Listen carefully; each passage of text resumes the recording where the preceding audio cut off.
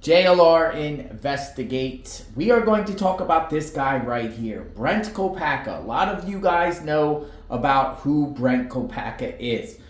We've been covering him on this channel. No connection with Bryan Kohberger whatsoever, and I found zero evidence, of Brent Kopacka connected to the Moscow, Idaho murders. So why are we talking about Brent Kopacka now then? Well, I want to give you an update about his situation, right? His situation was on December 14th, 2022. There was a standoff in an apartment complex where Brent Kopacka stayed at, and SWAT shot him to death, and he died. And actually, Bryan Kohberger and his dad were talking about this when they got pulled over in Indiana. Remember the pullovers in Indiana? But again, no connection between Brent Kopacka and Bryan Kohberger, and zero connections between Brent Kopacka and the Moscow murders. But there's a new update. The media has come out with a report just recently about Brent Kopacka, and I'm going to share that with all of you. Check it out. Going to share with you this news report. Washington State Patrol hands fatal Pullman shooting case to prosecutor. County hopes to decide this fall whether force was justifiable in the death of Brent Kopacka in December. The Washington State Patrol has completed its investigation into an officer-involved fatal shooting in Pullman of last year. The agency's findings have been passed on to the Whitman County Prosecutor's Office for further review. Prosecutor Dennis Tracy said he hopes to announce a decision by this fall whether justifiable force was used or if charges will be filed. The investigation was initiated last winter after a standoff turned lethal. Pullman police responded to 36-year-old Brent Kopacka, who was threatening to, K-I-L-L, his roommates at their apartment on December 14, 2022, according to past reporting.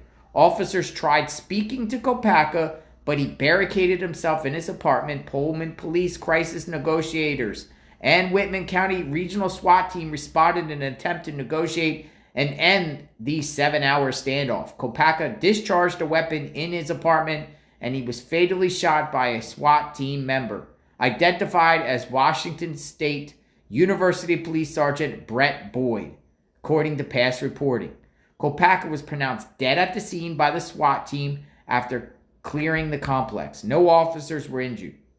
The SWAT team includes officers from the Whitman County Sheriff's Office, Pullman Police Department, and WSU Police Department. WSP and the Palouse Area Law Enforcement Critical Incident Investigation Response Team led the investigation. Washington state law requires any investigation must be completed by an independent agency when an officer uses deadly force. Boyd has been an officer at WSU PD since 2008 and was promoted to corporal in 2016 and then sergeant in 2022. He's been a member of the SWAT team since 2012 and also a field-trained officer, certified patrol tactics instructor, and a certified firearms instructor for handguns, rifles, and shotguns. WSU PD follows a process for officers involved in shootings. Its policy allows for officers involved in a shooting to return to duty while the incident is being investigated. Boyd was placed on temporary paid administrative leave after the incident and was reinstated to full duty in January after providing a complete statement and passing a mental health evaluation. That is a Brent Kopacka update. Will there be charges, or was the officer involved in that shooting? Was it a justifiable shooting? Let me know what you think.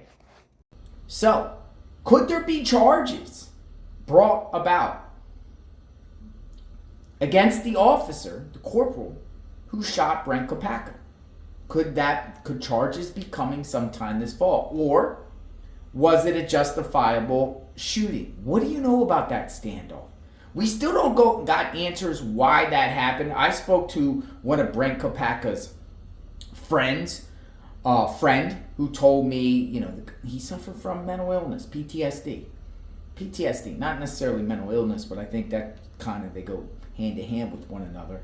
The guy had issues, and we Love our military out there. Peace and salute to all the troops out there that, sacrifice their life to give us the freedom that we have today to be on YouTube and talk about true crime cases. But Brent Kopacka, there could be some accountability here with an officer said an independent agency is investigating, not like a police internal affairs in a sense, investigating their own people. This is an independent agency.